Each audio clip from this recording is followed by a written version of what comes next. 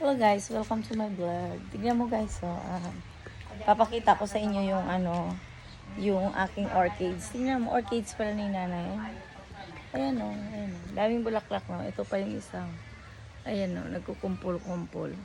Maliliit lang yung niya, parang, diba, maliliit lang siya. Pero, sana tumagal. Alam mo yun, sana tumagal ng mga more than 1 week. Ganun. Okay na. More than. Tapos ito natubo ulit. Ay, akala ko natubo ulit kasi na siya. Kakatapos lang niyang kakatapos niya lang ng flower, naglagas ng flower at na siya. Hindi na yun ang niya. Ito siya, oh. Ito yung bagong, nagkanda lagas na yan, ayan. Ito yung pinaka niya, ayun, oh, ayun. Diba astig, no? Namumulaklak pala siya. Marami din mamulaklak kapag inalagaan mo ng tubig araw-araw. Tapos umulan nung isang araw at saka kagabi. Ayun, okay naman. Ayos na siya. Pupunta ako kay Grace maya-maya lang. Lang ako, naghihintay lang ako na wag masyadong uminit kasi sobrang ng init guys, grabe. Lalong nakaka-dark ng skin niya. At hindi lang yun, para kang hinihingal.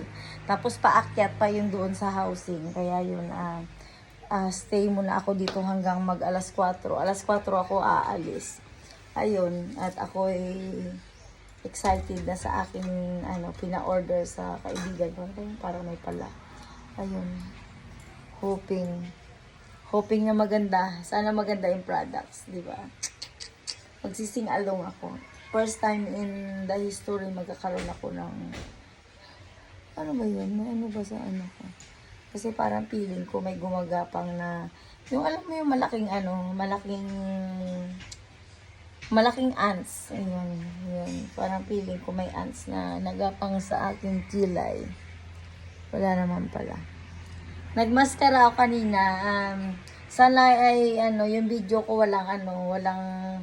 walang itim-itim dito na para kang zombie. Yung parang itim-itim dito dahil sa maskara. Ayun.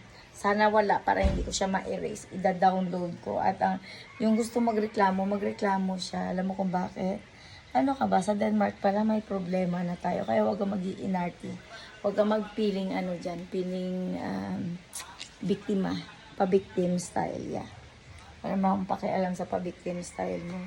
Yung kung paano mo ako i-treats, ay yun, labag sa batas. Kung nagigets mo ba. Kaya, kung inaakala mo na pwede mo akong inis-inisin at sabihan na ipapaganito, ipapaganyan, nek mo. Gawin mo kung anong gusto mong gawin. Pero aasahan mo, ipapahuli din kita. Ako, mo kung saan magla-live ako para sa sa sakit ng ulo mo.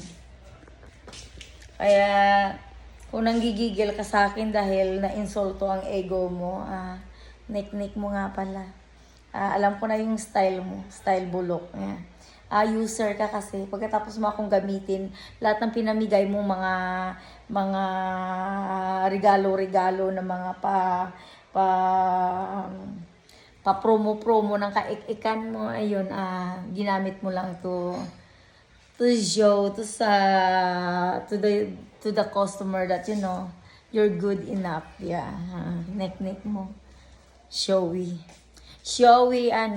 style na pa ek mo na para sabihin na napakabait mong amo ng karkarmoy mo ng kaikikan mo, yung mga yung mga pa raffles mo na binabanatan mo ako, ultimong sapatos na pinamigay mo na regalo ay binalibag ko ng basurahan dahil sa kasamaan ng ugali niyo.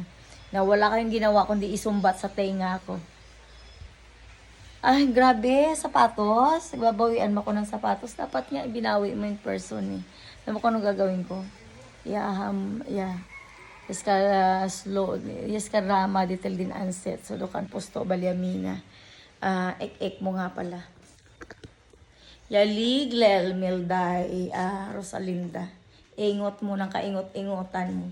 Isa kang ingot na amo. Magbibigay ka ng trabaho tapos ipapire out mo ako. Kaya nek-nek mo. Nek-nek ng karinsingitan mo. Rinsingit mo. Rinsingit ulul.